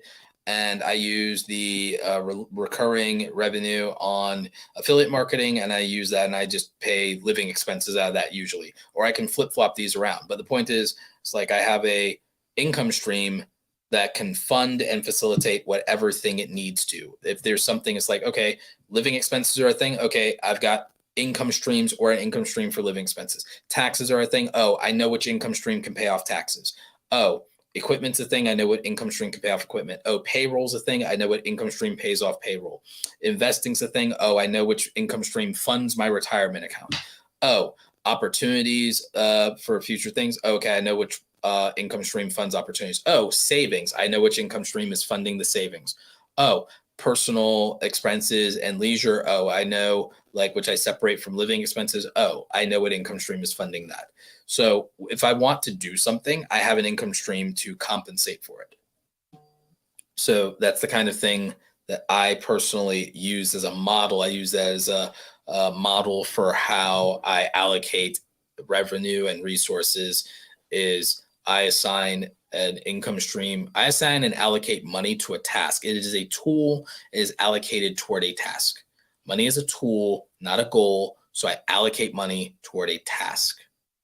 And that's just an approach that I happen to use. I think it works out really well. And I think for a lot of you, this would make some kind of reasonable sense. And again, I still think this is practical. I think this is practical. And I think that as much as people may feel like, oh, I don't like this is not fun. It's like there are periods and points in your life where it won't always be fun. Malevolent Elephant says, Roberto, imagine how rich you could be if you get back to daily. Your mental health would probably suffer, though. It might have during the pandemic. Then again, it might not have. I think that actually the irony is I think my mental health suffers when I don't make content for several reasons. When I don't make content, I don't feel happy or productive because what am I doing with my day? If I don't have a coaching call, if I don't make, edit, produce, shoot content, or live stream, what was the purpose that I fulfilled today? How was I making the most of my day? How was I getting the most out of my life? How was I serving my community? What was I doing? What was I doing today that was so worth it today if I don't make content? And what I work for and fight for my whole life if I'm not going to wake up every day and I'm not going to make something. I spent my career, my life making other people money, making other people happy. So I always wanted to be able to create things. So if I'm not waking up every day and I'm not shooting videos, writing things, taking photos, doing graphics, if I'm not doing something creative, I'm not happy anyway. If I'm not doing something creative, I'm not happy every day. Anyway, you're like, I don't like, look, sitting on the beach every day doesn't make me happy, and it wouldn't make me happy. I'd be miserable. I'd be miserable sitting on the beach every day drinking Mai Tais. I really would. I really would. I don't like that. I don't even like alcohol that much. I don't and I don't like sand that much. So there's no like, oh, go sit on the beach and like, pontificate about the universe. Like, no, that doesn't make me happy. Maybe if I was just going to retire to being a novelist and writing books, like maybe I could just write just write. And so what am I, that's still me working and creating. It's like, okay, and maybe I don't want to talk about writing books and being a writer. So maybe I'd still make videos. You see what I'm saying? It's like, like, I think that people, I I think that people are miserable if they have an unhealthy relationship with the work they do and they don't find it fulfilling, gratifying, rewarding, and don't feel compensated appropriately for it. Me, the worst thing I did was during the pandemic, I let everyone convince me that taking a break was the best thing for my mental health. And then other things kept happening to where I had to take a break, whether I wanted to or not. And then it becomes this spiral to where I ended up making 75% less content. And I wasn't happy during the pandemic. I wasn't happy during the pandemic. In hindsight, I probably would have been happier if I never missed a week of uploads during the pandemic. I probably would have been happier if I'd been uploading 2 to 3 videos a week during the pandemic, like nothing had changed. If I had maintained my routine and my discipline and had the support of my comment section by uploading videos and never missing a week, seeing my numbers go up, seeing my ad revenue go up, seeing all those numbers be green, and also knowing every day I have a reliable routine that I'm in control of, regardless of what is happening in the world that I have no control over or ability to influence, knowing that, oh, I'm growing the resources that protect my family, I would have been happier if I had never stopped uploading at all during the pandemic, instead of taking months at a time off. Because taking months at a time off, did I really come out any happier for that? I didn't come out happier for that. If I had worked out every other day during the pandemic and not put on 15 pounds, I'd be happier when I look in the mirror. I'd be happier when I look in the mirror, and I'd be healthier. So taking time off, yeah, some people need to. And yes, everyone needs to at some point do enough of that. But during the pandemic, I couldn't travel and go to conferences. So I was getting more rest than I normally would have because I wasn't going to conferences every month, because you couldn't go to conferences every month. Taking a week or two off, yeah, kind of, because I had to move. So I had to take time off anyway from the channel. I had to take time off from the channel anyway to literally move houses. So I was going to have to take time off at some point. There's nothing wrong with taking a mental health day or 2 or 3 or 7. I took entire sections multiple times over the pandemic. There were multiple times where I'd go more than 2 months without an upload. It didn't make me happier. It did make me happier. And no, it really didn't. So I probably would have been better off if I just, aside from not going out, obviously, aside from not going out and aside from doing all the healthy things, the healthiest thing I probably could have done during the pandemic is not take time off.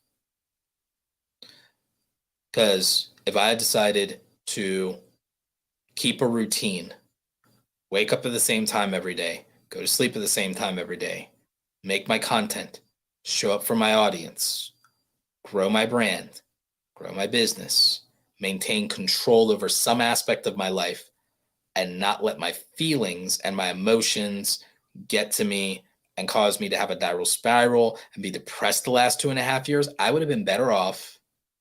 I would have been better off if I just continued my routine the last 2.5 years and discipline, instead of letting my emotions put me into a depression spiral for 2.5 years and gaining 15 pounds. And now being on the back end of that depression spiral, being a lot happier, but not loving what I see when I see that extra 15 pounds in the mirror. I don't love that. Not seeing and remembering what the growth of my channel could have been. I could be at 800,000, 900,000, 1 million subscribers by now if I'd just been consistent. That's not fun. That's not fun. That doesn't make me happy. There's nothing fun about that. So, it's to each their own. I don't think my mental health would actually decline from doing 3 to 5 videos a week. I think that if anything, for who I am, it would improve, because I actually like doing this stuff. And that's what I forgot, is that other people need to escape their job. I don't. And that's a big difference. When you get to be a creator and you do what you like, you're supported by an audience, you have a great viewership like you guys, you have people who have your back. You're not It's hard work. I'll never say it's not hard work. I'll never accept people saying it's not hard work, but it's not something to escape. It has its own hardships, it has its own struggles, but it's not something I need to run away from or flee from. It's not something I need 2 months off from. A month is fine. A couple of weeks is fine. It's not something I need 3 months off from. Because honestly, I miss my audience and I regret not being a part of the conversation during that period of time. And it's disappointing. And so I feel that's how I feel about it. But that's just me. I'm not saying that's everybody. That's me. That's my relationship with it. My relationship with the work I do is very healthy and positive, and it's good for me to work. It's actually good for me. It's not good for other people. And I'm 38. My version of having fun is I'm kind of a homebody. So like I get that people say it's not the sand, it's not drinking every night, it's having fun, which means networking and having enough money to have fun with. During the pandemic, we couldn't do a lot of these things. The things that I find to be fun, here are the things I enjoy that are fun for me. Traveling to new places and meeting new people, and yes, networking, doing collaborations with other creators, doing stuff and taking meetings sometimes is fun to see, oh, here's this cool business thing that I didn't know about that's cool, and or this brand is doing something interesting and wants me to be a part of it or to pick their brain. That's fun for me. Traveling and taking photos is fun for me. Traveling and eating new food is fun for me. So we didn't get to do any of that during the pandemic. So there was nothing to take a break for in that regard. You know, the things that I would enjoy the most, I couldn't do them. So that's a big part of it. So then, okay, the things that I have fun with that I can do at home, there's not a downside to that. I don't need a massive break for that. Gardening, playing with the dogs before the dogs died, that's a whole different thing. The dogs, the garden, working on the renovations in the basement, reading books, creative writing, journaling, doing my photography at the zoo, going shoot at Zoo Atlanta. Those things, I don't need massive breaks from YouTube to do any of those things. I can do those things, and I do those things on my weekends, and I take my weekends pretty much for myself a lot of the time. And you know, that's where my fun and my stuff exists and everything like that. When I get married and I have kids like that, then that's what fun will be, is family stuff like that. But like for me, the travel was taken off the table. It's back now, thank God. But that's what was taken off the table. And so that was my outlet, and that was my break, is, oh, okay, that's my break. And so, yeah, I regret just not working consistently and maintaining a discipline and good routines and daily habits through the pandemic, and keeping my mental health in check by using discipline and tunnel vision and letting my emotions and letting the chaos in the world distract me from the order that I could create in my own life. When the chaos in the world that you can do nothing about is abundant, what you have to do is you have to look at least from my perspective, you have to look at creating order in your own life and living an orderly life, and looking at what you do have control over, what's over your dominion and your domain, and focus on that and doing the best you can with what you have where you are. And it doesn't mean you can completely ignore everything happening in the world, but you have to do your best to become indifferent to a lot of it, because you have to acknowledge in humility that you're feeling some kind of way about it won't accomplish anything to make a material difference. And if you feeling bad or depressed about it, you internalizing the pain and the chaos and the suffering, internalizing the pain and chaos and suffering in the world will not make an iota of difference in the outcome. It'll just be you paying a price for it for no good reason. And I did not realize the totality of that until I went into this 2.5-year depression spiral. Ultimately, yes, there were things that were triggering and things that certainly to some extent justify it, but there was no upside, there was no value, there was no reason I had to go through that. It was self-inflicted suffering. I did it to myself. I can't blame anybody else for it. I did that. So, and there were consequences, and you know, it is what it is. But, you know, as they say, you do live and learn. It's important, and yes, I'm trying very hard not to beat myself up about it, but it's a lesson, and it's a lesson that I impart, to all of you, is that you know it's, as Financial Rebel said, thank you for the Kamari for the $4.99 super chat. It's a lesson, no need to regret it. It's a deposit in the wisdom bank. Absolutely, it is. It's a deposit in the wisdom bank, and it's like, hey, you guys get to benefit from that accumulated wisdom, so to speak. So what I think is to avoid regrets now, and what I'm suggesting to a lot of you now, is to really think about what will make you happy, what will make you healthy, what will make you whole. Well, what does that even look like? What does being happy, healthy, and whole even look like for you? And what's it going to take to accomplish and maintain being happy, healthy, and whole? What does that even mean for you? It will be different for everybody. Make no mistake, it'll be different for everybody. So if you're going to be happy, healthy, and whole, what does that look like for you? For me, a big part of that is wake up, create something awesome today. Wake up, create something awesome today. Wake up, create something awesome today. And it doesn't have to be a YouTube video. It could be, okay, wake up, create something awesome today. Great. Here's Instagram. Wake up, create something awesome today. Okay, doing stuff for the book. Book comes out August 22nd. Okay, doing stuff for the book. Wake up, create something awesome today. Okay, maybe it's my photography. Wake up, create something awesome today. Maybe it's write the newsletter.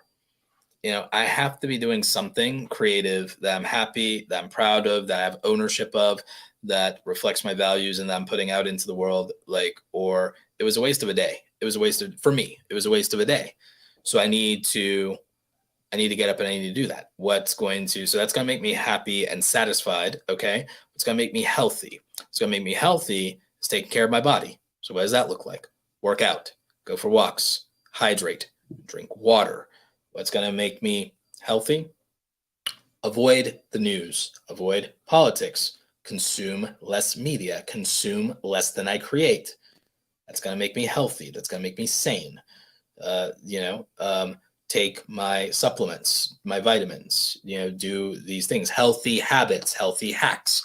That's what's going to make me healthy. What's going to make me whole? What's going to make me whole is creating experiences that I reflect on in life that make me happy and that I regret the least, and making sure that I feel that I'm doing the right things to create those experiences, but also doing things that allow me to be valued, to use my skills and to feel valued, and that allow me to feel validated. And for me, what that is being useful, using my intelligence, using my creativity, and also working toward the betterment of other people. So those are the things that make me feel whole.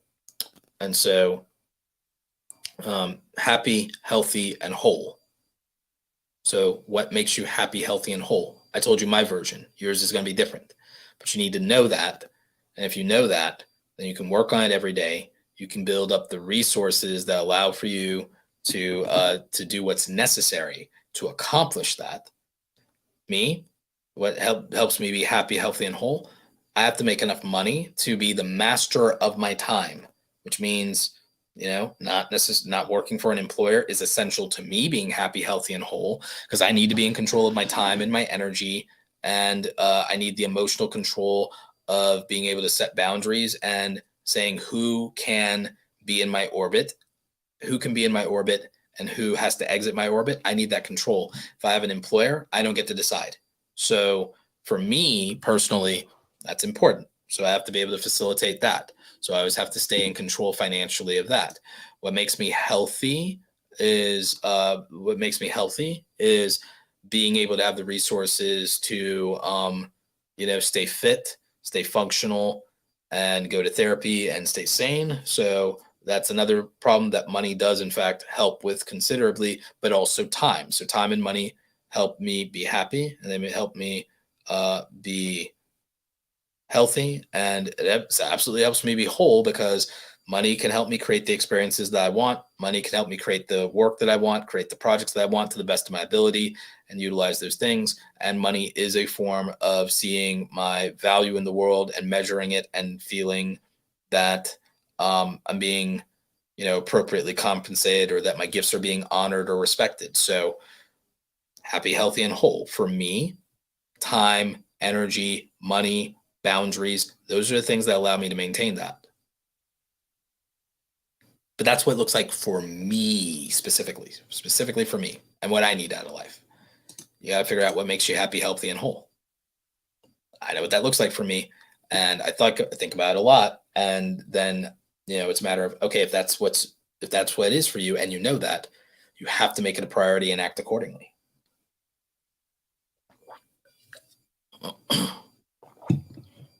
Elite Landscapes Life Stories says, my landscaping career has given me exactly what Roberto has described, needing in life. If you want a new career, try it out. Yeah.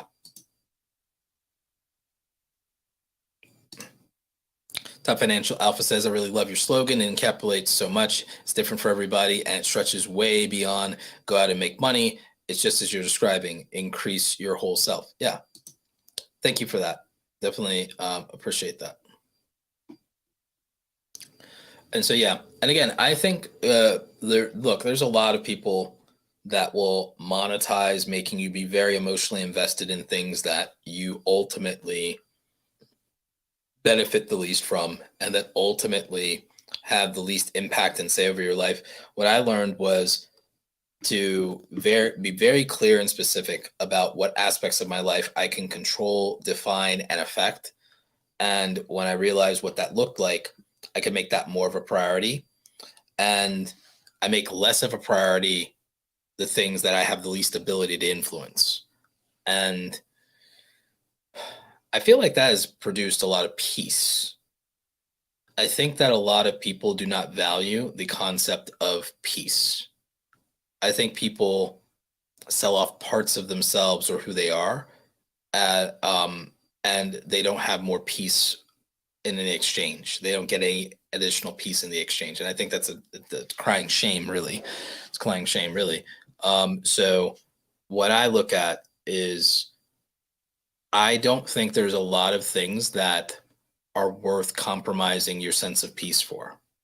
I think that sometimes if you have to give up your peace, then the price is too high. Like whatever it is, if you're giving up your peace, the price is too high. So whenever I'm looking at something, I'm thinking about it, I realize that, this is going to cost me peace of mind.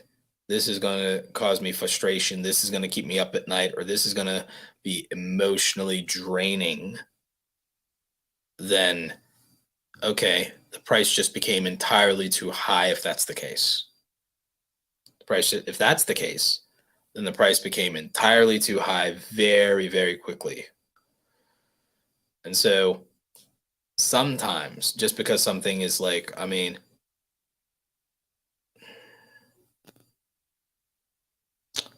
even when it comes to things like money, being a millionaire wouldn't be worth it if you don't have peace. It's just really not. Is money worth giving up your peace? Is a certain relationship worth giving up your peace? Is a certain amount of status worth giving up your peace?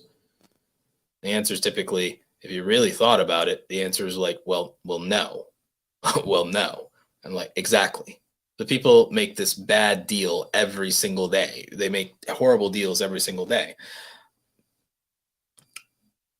I have more peace in my life at 38 than I ever had at 28 and that I ever had at 18. I have more peace in my life at 38 years old than I ever had at 28 and than I ever had at 18. I don't look back on my 20s or even my teenage years and think to myself, oh, these were the happiest or best moments of my life. I don't think that. I never think that. You know why? Because it wasn't until my 30s that I actually was able to really take control of my life and have peace. Best years of my life are most likely going to probably be my 40s, because I'll have even more peace. At least the way I'm going right now, I'll probably have much more peace. And so I think that it's very much underrated. And I understand that usually what we talk about is well, how to grow an audience, how to grow income, how to accomplish goals and those things. But it's remember, all of that is in service higher goals and higher values. And a big part of one of them is, can you do that in such a way that the price you pay for it is one that you are willing to accept? And the price should not be your peace. Or if it is, that should not feel permanent, or it should not be something that is prolonged. Sometimes, in a very temporary way, you might give up your peace, but it should not be prolonged, and it should definitely not be permanent. Because I'm realistic. I know you can't always even if you set your boundaries, you can't always enforce them. You need leverage for that. So why do we talk about growing an audience and growing your income and growing your skills? Because all of those things are leverage. All of those things are leverage that you can deploy in living your best life. All of those things are leverage you can deploy in living your best life. If you build up an audience, you have a network within that audience. The network is leverage. If you build up your income, you have options. That's leverage. If you build up your skills, that gives you options you can deploy, and that gives you leverage. You have multiple streams of income. That gives you leverage. You have options. And so I think that's a good place to leave it for today. We're not going to do as much of a Q&A today. We will do that at another time. I actually do need to rest and turn off screens for a little bit. If you want, actually, I'll stay online for just a little bit longer, maybe over in Twitter. But I want to thank everyone for listening and tuning into the live stream today. I really do appreciate everybody. Stay awesome, stay healthy, stay happy, stay whole, and I will catch you on the next one. This episode has ended, but your creative journey continues. Visit createsomethingawesometoday.com and access all links and resources mentioned in today's show, all designed to help you create something awesome today.